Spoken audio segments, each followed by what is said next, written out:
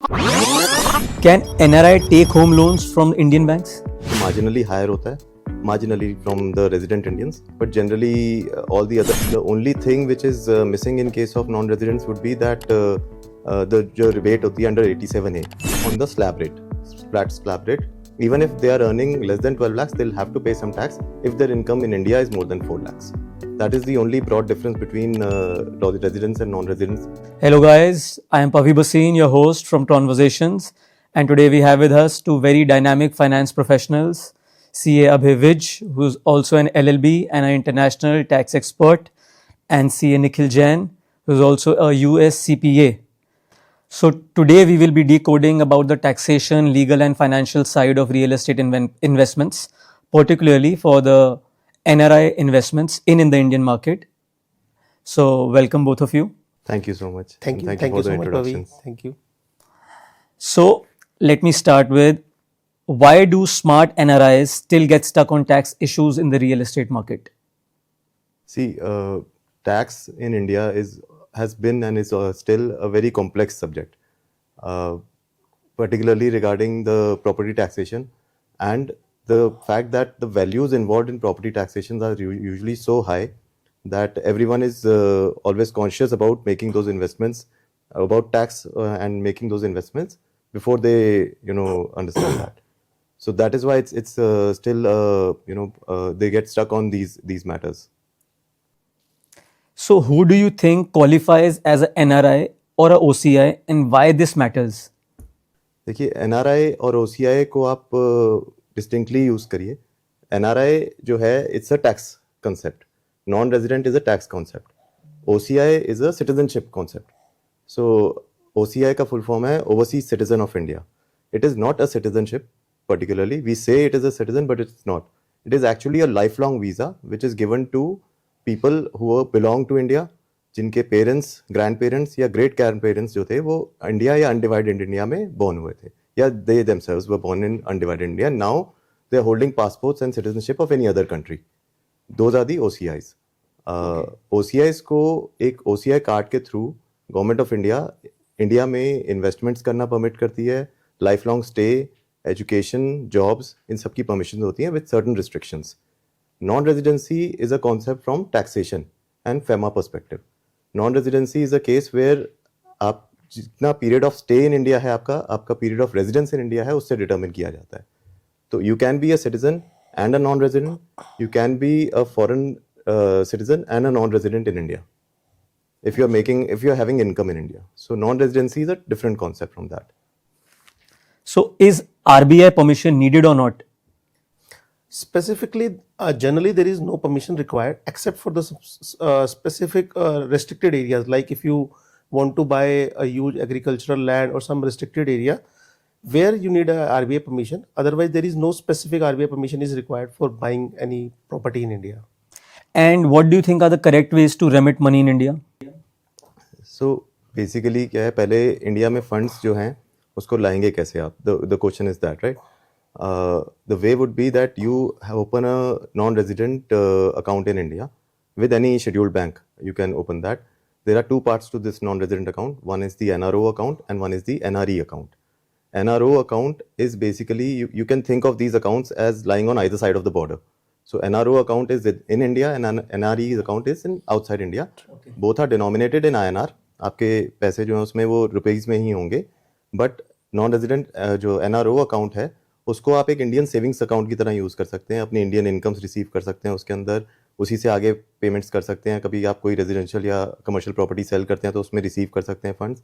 Rental incomes, dividend incomes, family के जो gifts हैं वो सब आप उसमें रिसीव कर सकते हैं. But to remit these funds outside India, अगर अभी आप इनवर्ट पूछ रहे थे, मैं एक बार आउटसाइड का भी बता देता हूँ. अगर आप बाहर भेजना चाहते हैं, there are certain restrictions on that.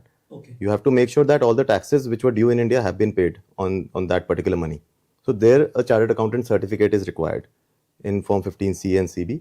वो रिसीव करना पड़ेगा.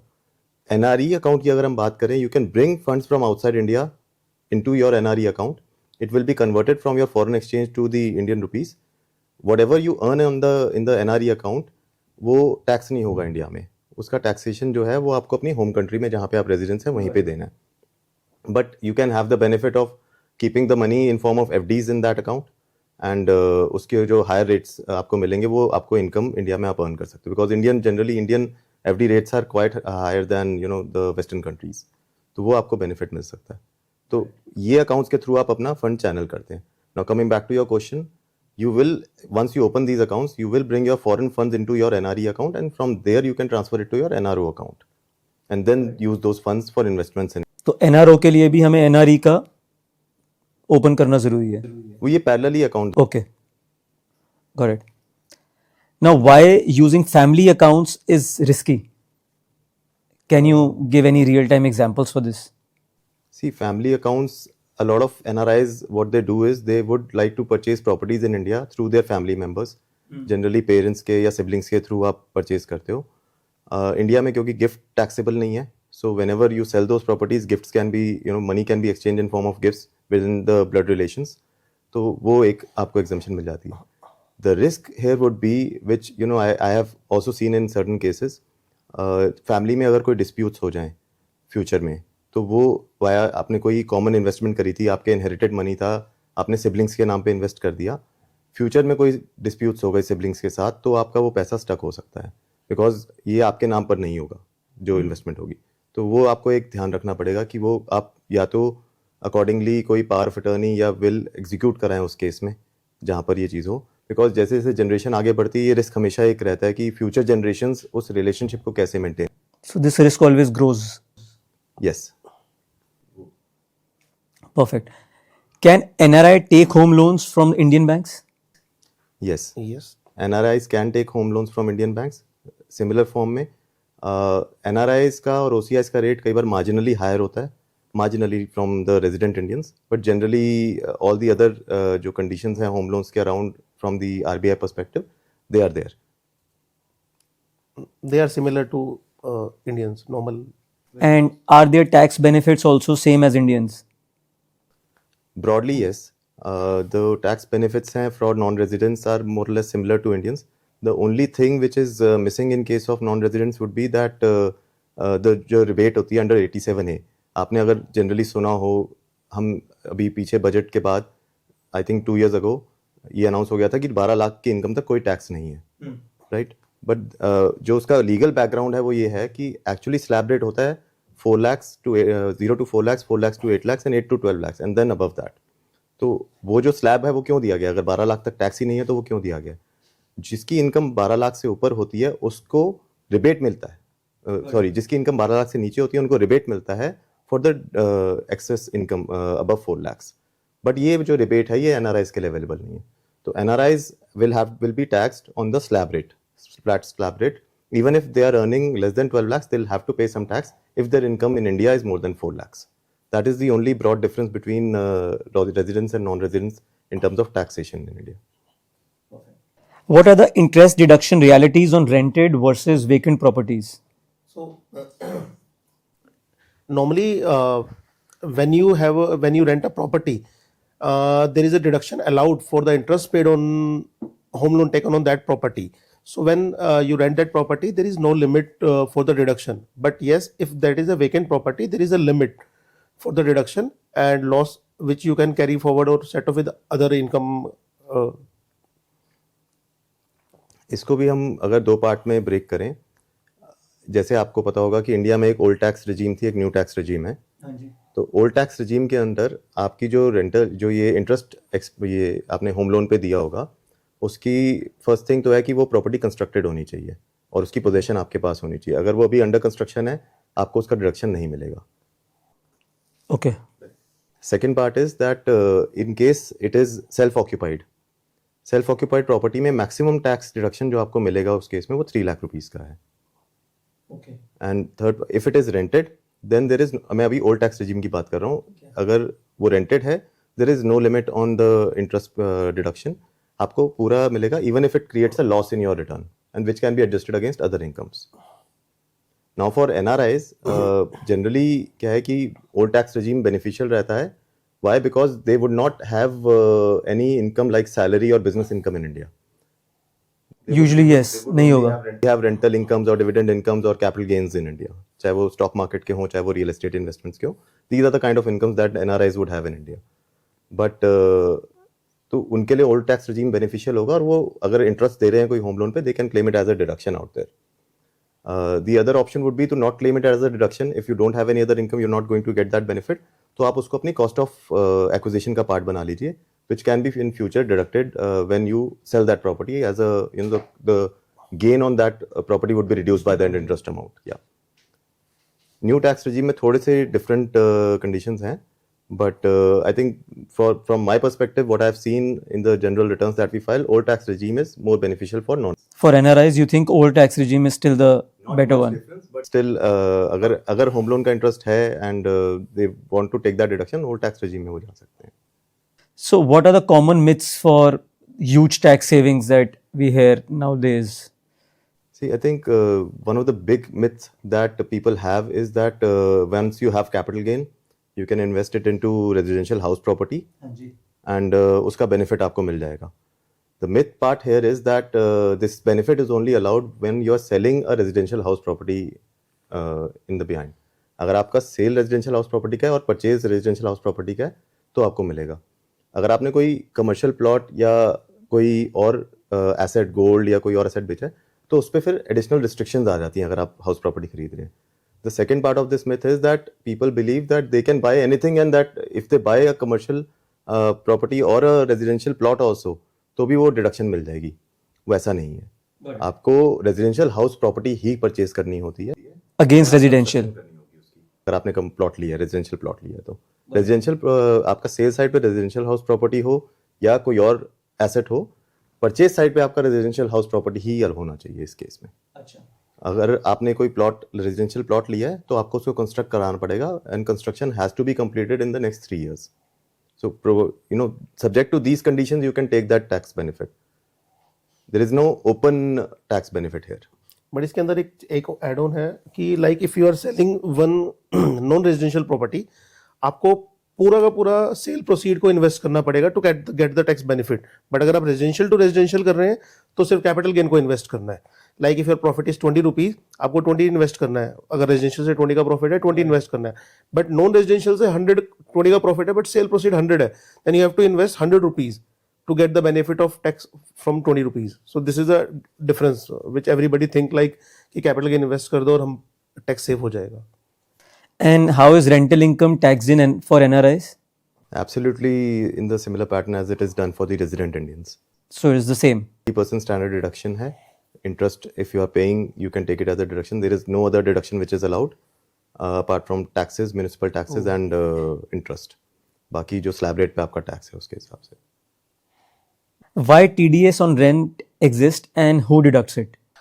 The purpose of TDS on rent or TDS on any income is that you deduct because you are an NRI, you stay out of India. So government want that there should be a tax should be taken in advance. आपको बाद में हम track नहीं कर पाए, taxation आपसे recover नहीं हो पाए फॉर आपकी इनकम पर, सो उसको पहले से ही डिडक्ट कर लेते हैं ताकि जब आपकी रिटर्न फाइल हो तो आप उस टैक्स का बेनिफिट ले लीजिए. बट यस, हमें पहले टैक्स मिल जाएगा. The purpose of the TDS is this. And so it is taken by the government. Yes, the payer deduct the TDS and deposit to the government in the name of the payee. कि यार आपके नाम पे मैंने TDS काट के जमा करा दिया. Now you can adjust that TDS when you are filing your return. So there's something like DTAA benefits. So are they real or are they overrated? No, they are definitely real. They are definitely real. DTAA, what exactly DTAA is? Double Taxation Avoidance Agreement. So these are the agreement which are done by Indian government to the other countries government. Like Indian government ने US की government के साथ agreement कर लिया कि यार किस income पे कौन tax करेगा. Like there should not be a double taxation. If you are earning some amount of like capital gain or rental or anything, if the tax has been paid in India, that will not be paid in US. और अगर वो US में taxable है, India में आपका TDS करके you can take the benefit in the US. अगर आपने इंडिया में तो there will be no double taxation on a same income. Capital gain को US में टैक्स होना है, इंडिया में कुछ आपने पे कर दी, you can take the benefit. So the purpose of double taxation to avoid double taxation. So it is there to stay and it is for real. Yes, this is real. Absolutely. So practical steps NRI should take from day one. What do you think? I think practical steps would be that you, whenever you transact in India, do it from your NRO or NRE account. Okay. Reason being that अगर आप अपना, क्योंकि काफ़ी Indians जो हैं वो भी recently India से बाहर गए हैं, तो उनके रेजिडेंट सेविंग्स अकाउंट होते हैं, they do not change them into NRO NRE account, वो अपना केवाईसी अपडेट नहीं कराते बैंक्स के साथ। उस सिचुएशंस के अंदर क्या होता है कि वो सोर्स मनी जो है वो Indian savings resident saving account से आता है। उस सिनारियो में अगर आप फ्यूचर में प्रॉपर्टी को सेल करते हैं और तब बैंक को ये पता चलता है या इनकम टैक्स अथॉरिटीज़ को पता चलता है कि आपने जब परचेज की थी तब आप नॉन रेजिडेंट थे, तो they might not allow you to remit the sale proceeds out of India. FEMA के अंडर वो रिस्ट्रिक्शंस आ सकती हैं। तो ये चीज़ एक ज़रूर ध्यान रखिए कि जब भी आप इंडिया से बाहर जाएं under FEMA, if you are going outside India for a purpose of job और बिजनेस, या आप किसी अनसर्टेन पीरियड के लिए इंडिया से बाहर जा रहे हैं, you are considered as a non resident, which is different from income tax act. Okay. तो वो डिस्टिंक्शन को मेंटेन करते हैं। If you are going for either of these activities, then you should definitely change your savings account into your NRO account and KYC update करके वो bank को intimate करके चलना चाहिए। So short term versus long term capital gains. I need your views on that. So there is a concept of holding period. Like if you hold the property for let's say 2 years, then and selling it after 2 years, 2 साल के बाद बेचते, that is called as long term capital gain, and there is a preferential rate on long term capital gain. Like अगर आपको long term capital gain है उस पर 12.5% का tax rate है, but if it's a short term capital gain, you have to pay tax as a normal income with according to your slab rate. आपकी slab है, आप 30% में, 20 में, 10 में है, उसके अकॉर्डिंग आपकी टैक्सेशन होगी। बट लॉन्ग टर्म के लिए there is a preferential tax rate because government want that you should hold the property for a reasonable period of time, so that's why there is a tax benefit for the long term capital gain. And So long term के case के अंदर is it a time period की 2 साल? 2 years is the time period.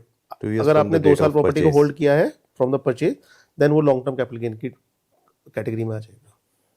तो long term capital gain जो है property पे, it is tax at 12.5%, and short term capital gain जो है वो आपका स्लैब रेट पे टैक्स होता है। तो and of course you know if the gain is more than certain limits, then there would be surcharges and cess which will kick in, that will have to be factored, but broadly this rate is very beneficial compare to other sources of income. तो वो चीज़ आप benefit ले सकते हैं। Why TDS on sale is so high for NRIs?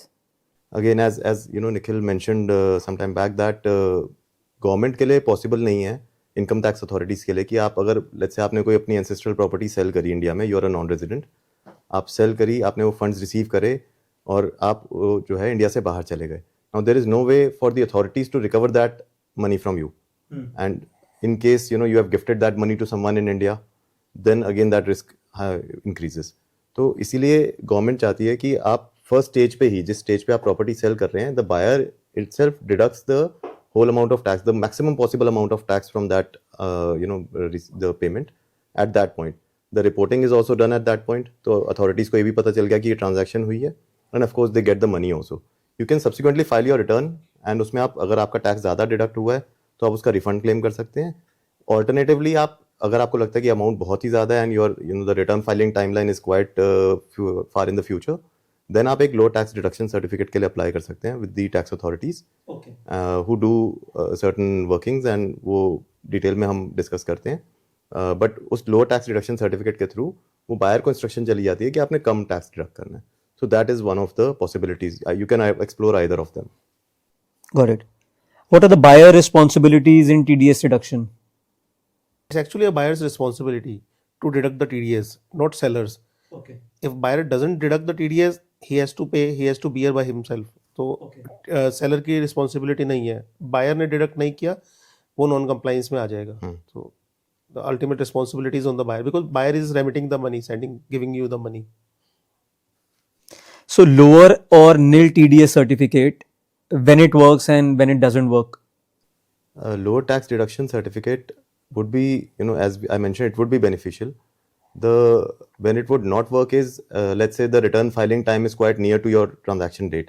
So let's say आपने मार्च में कोई transaction करी और आप इमीडिएटली जुलाई से पहले तो अपनी रिटर्न फाइल कर ही देंगे, तो you can always opt for not going for a lower tax deduction certificate and then subsequently filing your return on time and claiming the refund out there. One. Second part would be where you know the transaction is happening very quickly.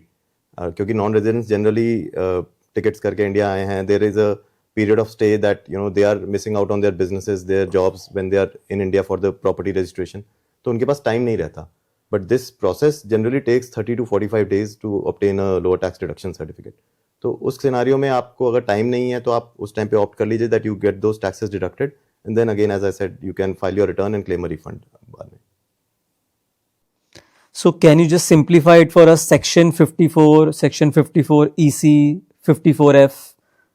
See, 54 EC थोड़ा सा different है.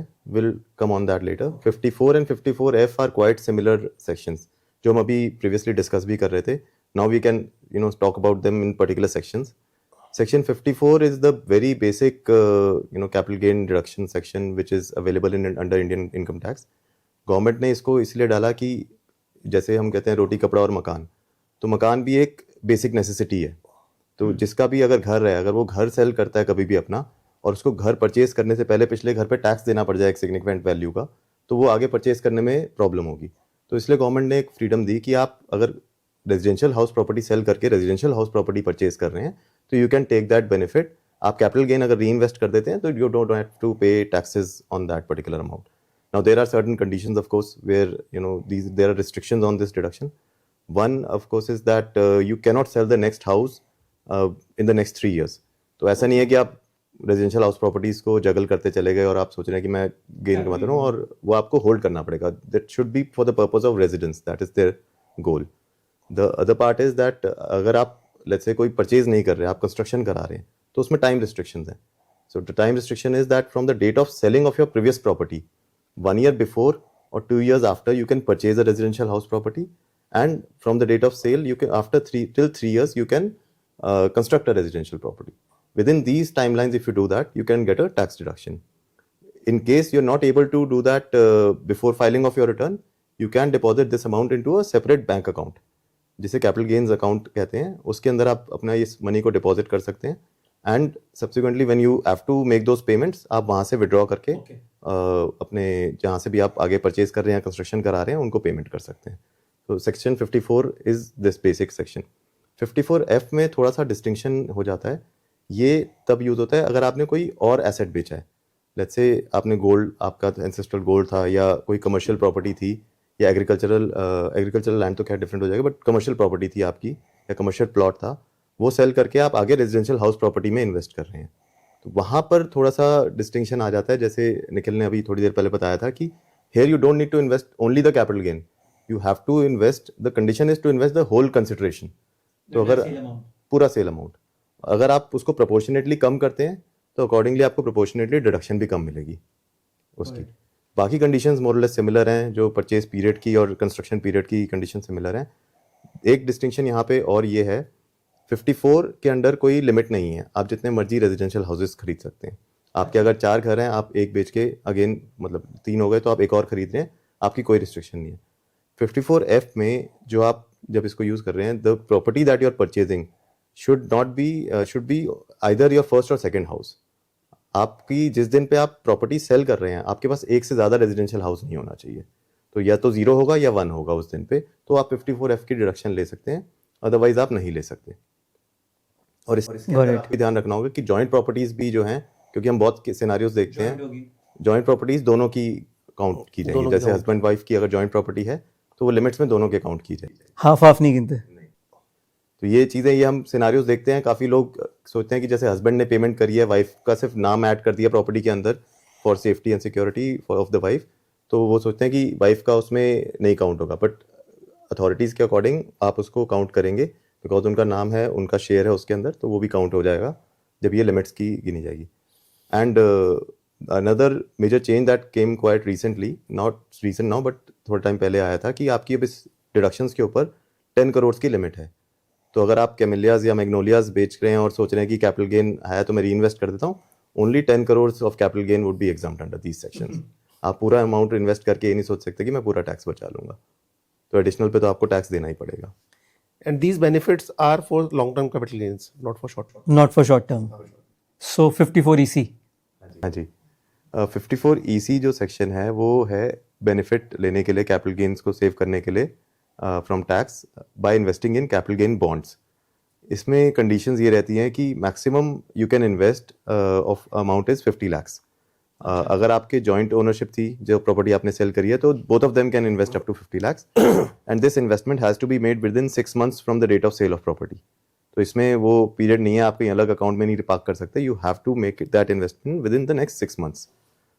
Generally इसमें जो bonds permitted होते हैं वो government के infrastructure bonds हैं, NHAI के या रूरल इलेक्ट्रिफिकेशन कॉर्पोरेशन के बॉन्ड्स होते हैं, और भी ऐसी अथॉरिटीज़ वो आते रहते हैं उसके अंदर गवर्नमेंट के अप्रूवल के बाद. आई थिंक अभी 2-3 अथॉरिटीज़ नोटिफाइड हैं उसके अंदर, एंड इनका रेट ऑफ रिटर्न जो है वो स्टैंडर्डाइज्ड है 5.25% and that amount is taxable. So you have to consider that. So it's not very lucrative in those terms. The other thing is that this investment has to be there for next 5 years. आप उसको withdraw नहीं कर सकते, उसमें lock-in time है 5 years का. From the date you invested, आपको 5 years का lock-in है, and then after that will be withdrawn. You can withdraw that money. ये चाहता है. So Nikhil bhai, capital gain bonds, do you think they are good or they are overrated? जैसे अभी अभय ने बताया कि इंटरेस्ट रेट जो है कैपिटल गेन बॉन्ड पे वो 5.25% है, और that is also one thing we have to consider, the lock in period of 5 years. 5 साल के लिए आप 5.25% में अपने पैसे को ब्लॉक कर रहे हैं, एंड उस पर इंटरेस्ट पे भी टैक्स लगेगा. मैं रियल केस बताता हूँ, हमारे एक क्लाइंट के साथ हुआ था. उन्होंने, वो नहीं होता कि हमारा पैसे को टैक्स सेव करने के लिए हम LIC में डाल दें, यहाँ डाल दें, वहाँ डाल दें. उन्होंने कैपिटल गेन बॉन्ड में पैसे डाल दिए. 5 साल के बाद 50 लाख कितने बने? 70 लाख. 20 लाख पे टैक्स दिया, और एट द सेम टाइम उस 5 साल के अंदर मार्केट डबल हो गई, रियल एस्टेट डबल हो गया, सब कुछ डबल हो गया. इट्स बेटर कि आप 12% बचाने के लिए कैपिटल गेन बॉन्ड में 5 साल के लिए पैसे ब्लॉक करें. इट्स बेटर टू पे the capital gain and get your money free, और उसको रियल एस्टेट में, कमर्शियल, रेजिडेंशियल या फिर स्टॉक मार्केट में कहीं पे भी इन्वेस्ट कर सकते हैं. और आपको पता है कि हर जगह रिटर्न्स बहुत बेटर है, कि आपका जो टैक्स बेनिफिट, जो आपने टैक्स बेनिफिट है ना, तो टैक्स पे किया उसको भी अगर हटा देंगे तब भी आप उसको डबल कर लेंगे 5 साल में. So if I may ask, broad line में according to you, it is overrated. It's actually overrated. As a consultant, I never recommend anybody to go for the capital gain bonds. So now tell me top 3 mistakes that the NRI usually make. There are not 3, there are so many mistakes which normally NRI do. One thing कि normally क्या होता है, जब NRI बनते हैं ना, वो अपने स्टेटस को अपडेट ही नहीं करते. दे थिंक यार मैं ना एज अ इंडियन ही प्रॉपर्टी को सेल कर देता हूँ, इंडियन टैक्स रेट पे उसका बेनिफिट ले लेता हूँ. प्रॉब्लम कहाँ आती है, जब वो पैसे को बाहर भेजना पड़ता है ना, बैंक अटका देता है, बैंक क्रिएट्स अ प्रॉब्लम. वो सोचते नहीं है कि this is actually a tax evasion, और वहाँ पे फिर वो पैसा अटक जाता है, पेनल्टीज, इंटरेस्ट, वो सब चीज़ों की प्रॉब्लम आती है. This is the one thing. Because of no change in status, you mean?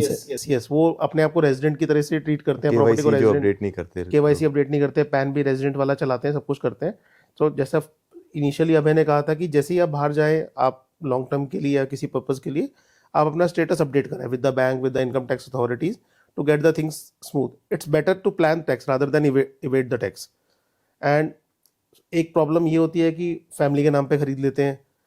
आज फैमिली के साथ आपके टर्म्स बहुत अच्छे हैं, फैमिली में जिसके नाम पे आपने खरीदी, कुछ टाइम बाद उनको कुछ हो गया, उनके बच्चों के पास चली गई प्रॉपर्टी, बच्चों में इनहेरिटेंस की इशू आ गए. टैक्स बचाने के लिए आप क्या करते हैं, अपनी प्रॉपर्टी को रिस्क पे डाल देते हैं. एक प्रॉब्लम, एक जो मिस्टेक जो नॉर्मली नॉन रेजिडेंट करते हैं, वो लॉन्ग टर्म और शॉर्ट टर्म का ध्यान ही नहीं रखते. एक रिसेंट बड़ा इंटरेस्टिंग केस था एक क्लाइंट के साथ. उनको ध्यान ही नहीं रहा कि उन्होंने प्रॉपर्टी जो सेल की थी वो अराउंड 22 मंथ्स में सेल कर दी. 2 महीने रुक जाते तो टैक्स बेनिफिट ना, मतलब ये समझ लीजिए जहाँ वो 30% टैक्स पे किया ना, वो 12.5% हो जाता. This is the huge tax. वो लॉन्ग टर्म में आ जाता. लॉन्ग टर्म में आ जाता. 24 मंथ क्रॉस हुआ लॉन्ग टर्म, आपके पास लॉन्ग टर्म आते ही आप टैक्स पे करते हैं 12.5% टैक्स रेट. आपके पास और बेनिफिट्स खुल जाते हैं, लाइक 54F कि रेजिडेंशियल को रेजिडेंशियल में इन्वेस्ट कर दो, कैपिटल गेन को सिर्फ कैपिटल गेन ब्लॉक हुआ, बाकी आपका फ्री हो गया. या फिर अगर आपका अदर देन रेजिडेंशियल प्रॉपर्टी है तो कहीं और इन्वेस्ट कर दो, तो आपके काफ़ी सारे. तो उसको शॉर्ट टर्म में डाल के आपने पूरा फुल रेट पे टैक्स दे दिया, ये एक प्रॉब्लम होती है. बाकी एक बड़ा इंटरेस्टिंग केस मैंने भी जो रिसेंटली देखा था, जैसे आजकल यहाँ पर बिल्डर अपार्टमेंट्स और बिल्डर जो आपके अपार्टमेंट्स के अंदर लोग परचेज करते हैं, तो उसमें क्या है, वो फेज्ड मैनर में पेमेंट्स होती हैं.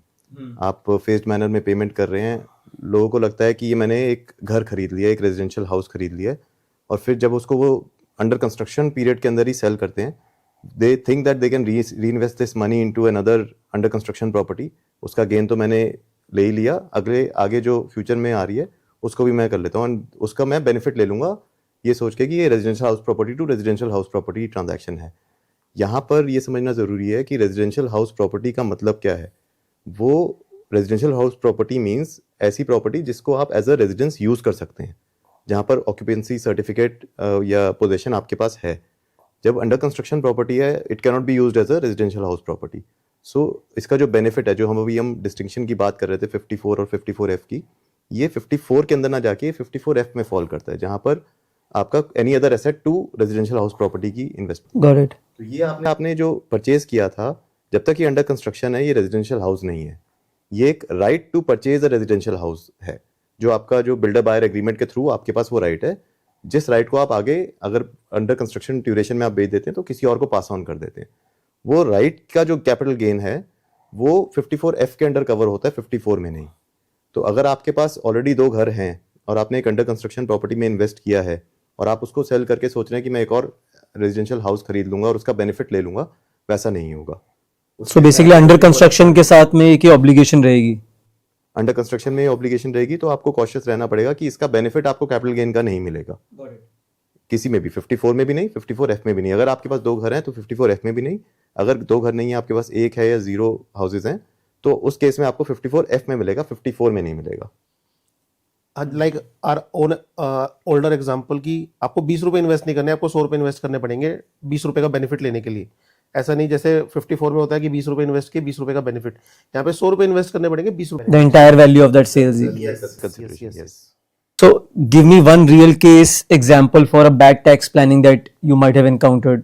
कोई ऐसा client जो ऐसे तो हम ऑलमोस्ट एवरीडे बेसिस पे देखते हैं। सबसे बड़ा जो इशू रहता है वो ये रहता है कि लोग ट्रांजैक्शन करके हमारे पास आते हैं।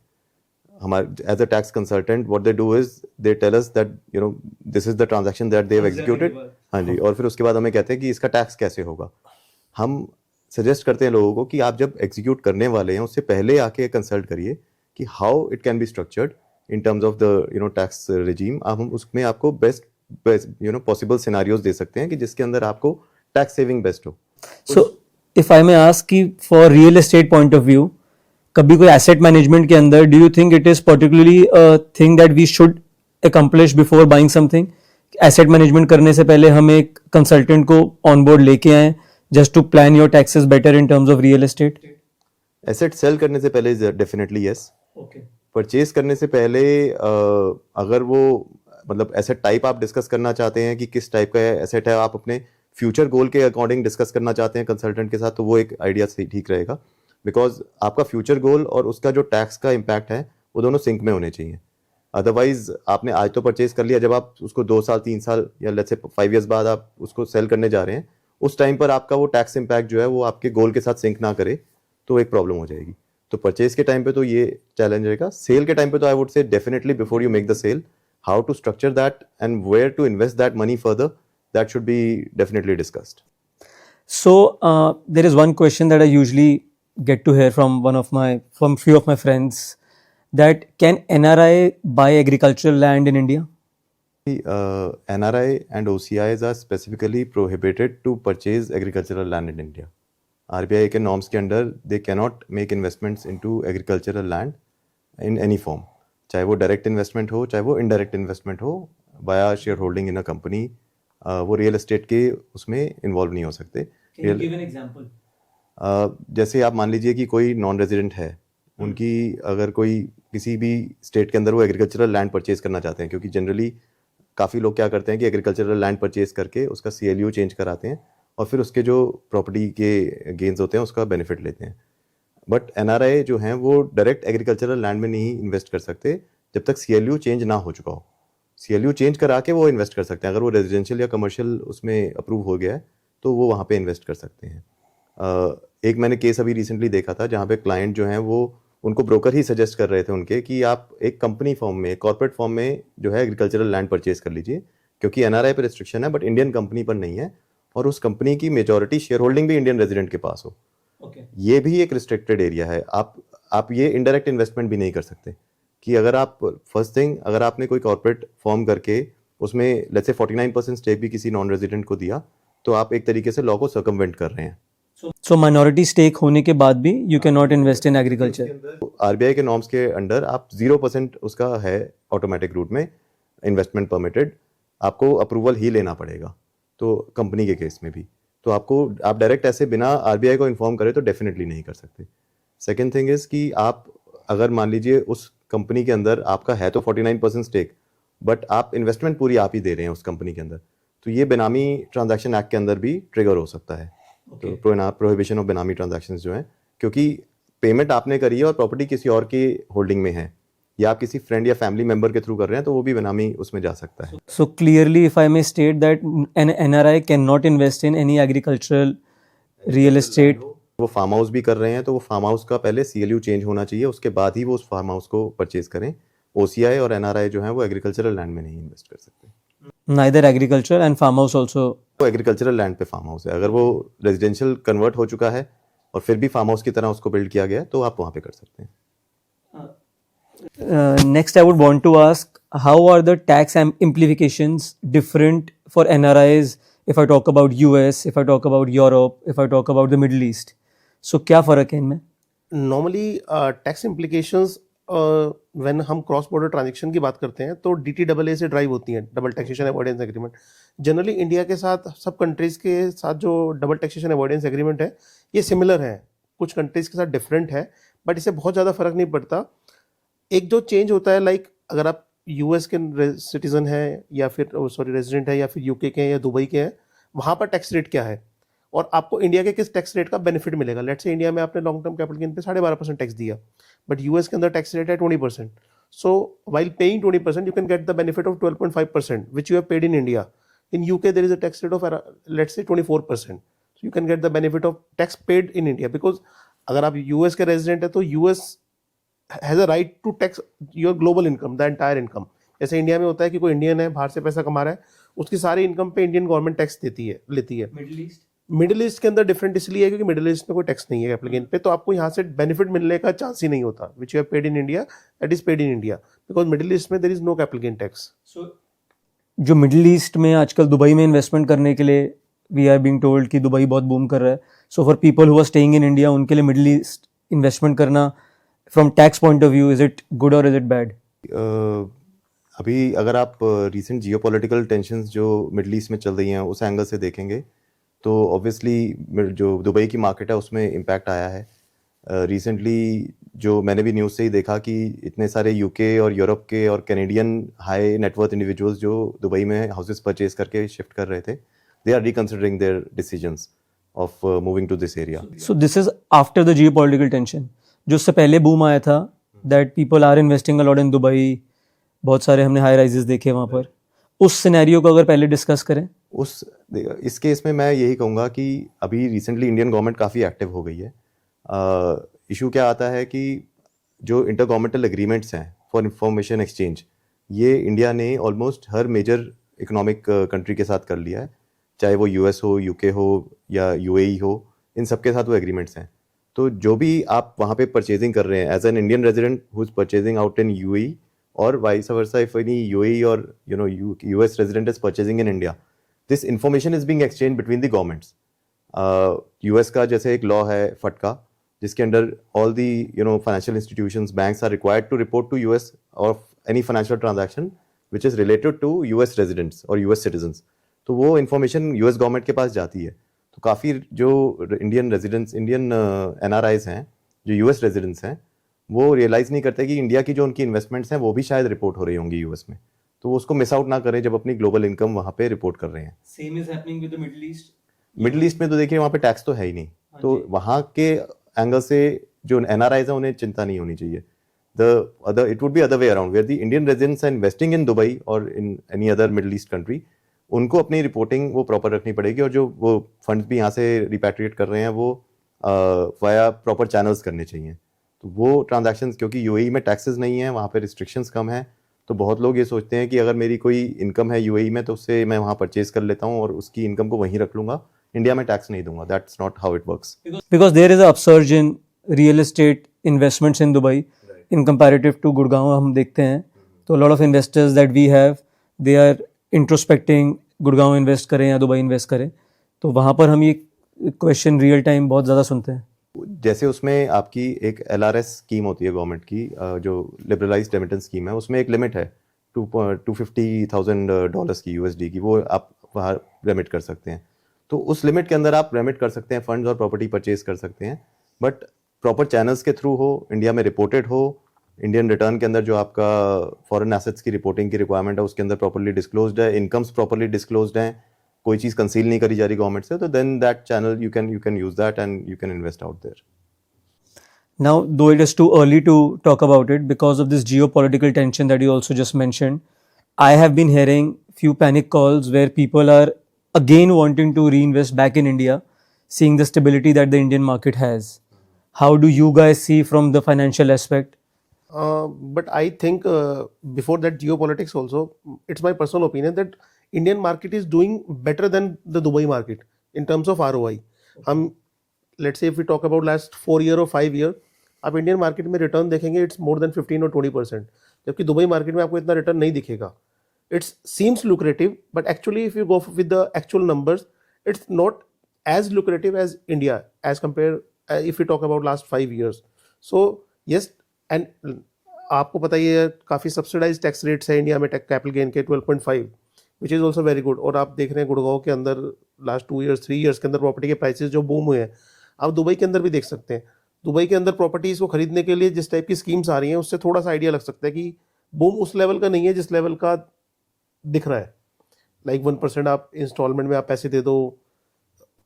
Got a point. So there is a bubble that we see from the outside. And जो लोगों को एक कंसेप्शन थी ना कि यार Dubai the safest market safe है, वो जियो पॉलिटिक्स के बाद लोग थोड़े से ठंडे हो गए कि यार कुछ भी सेफ नहीं है. गल्फ है तो गल्फ में, इंडिया में इंडिया पाकिस्तान की प्रॉब्लम है तो वहाँ पे डिफरेंट टाइप ऑफ प्रॉब्लम है, तो nothing is safe. So ROI is important. So this is my personal opinion. So guys, let's start with Coffee with Tron. So this is a rapid fire where I'll be asking you some very interesting questions and you'll have to not think and come out with answers. So first one with Abhay. One tax rule every NRI must remember. अगर आप India में investment कर रहे हैं for rental yield, तो remember that जो TDS आपका as an NRI deduct होगा वो 30% है, not the standard 2%. If you will have to remember that. Wonderful. One document NRIs must not forget. The tax residency certificate. Normally भूल जाते हैं कि जिस कंट्री में रह रहे हैं, जिस कंट्री के रेजिडेंट हैं, वहाँ का टैक्स रेजिडेंसी सर्टिफिकेट होना जरूरी है to get the benefit in the DT88 double taxation avoidance agreement. He's answering also in the rapid fire thing. One smart move to improve your net returns. ये तो property brokers को बताना चाहिए. But I think NRIs never consider home loans. अगर आप home loan लेके investment करते हैं इंडिया में, your yield on your ROI on the investment that you make would increase tremendously. So home loan should be considered. Definitely. One avoidable mistake.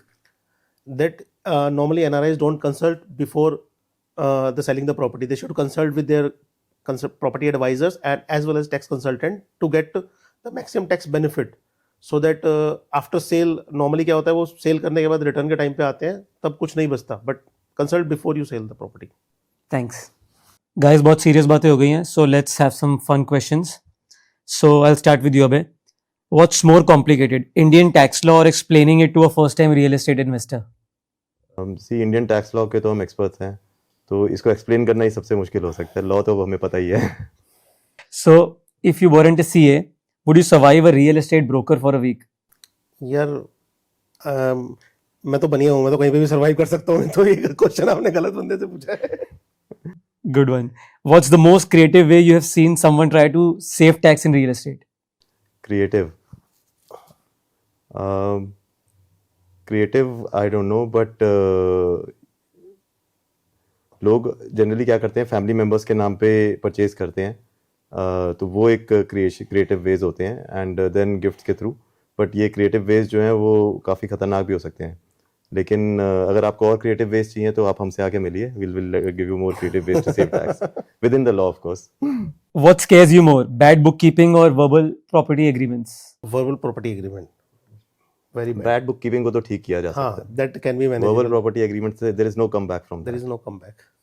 What's the most expensive tax mistake you have seen someone make in real estate without taking any names? Property जो है just when it was about to turn long term, उससे पहले आपने sell कर दी. Is there any situation where paying tax extra actually saves money in the long run? Not blocking your money in the capital gain bonds. Let's pay tax and invest that money into a good opportunities in real estate or any other market rather than blocking your money for 5.5% ROI for 5 years. I would like to add कि बहुत हम ना सोचते हैं कि tax को कैसे बचाया जाए, but in the current market I would say कि just look at it from this perspective also कि आप टैक्स दे के कैसे अपने पैसे को यूज कर सकते हैं, That is the right approach. Because 15% tax is not that high compare to other tax rates in India.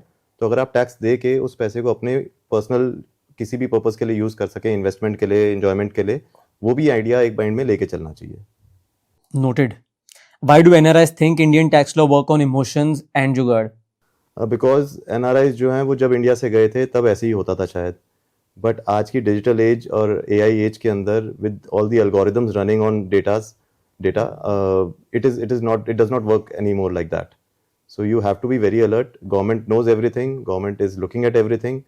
आप ये नहीं सोच सकते कि, और जैसे आजकल फेसलेस असेसमेंट्स हैं, you don't even meet the tax officer who is doing the assessment. So there is no more jugaad in Indian tax laws now.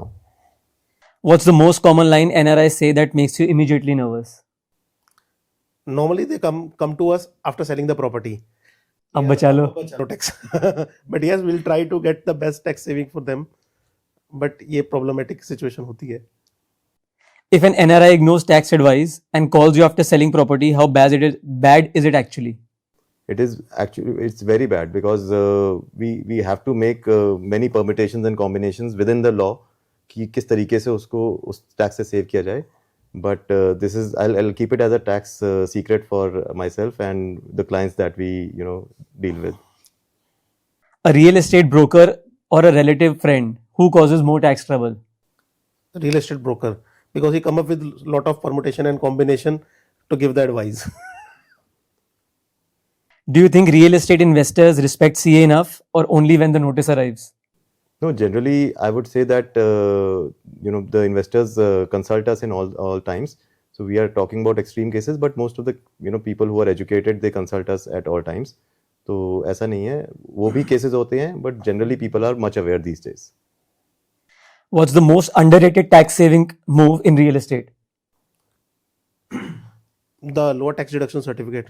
Everyone should consult before selling the property whether this is beneficial or not, because time value of money is important.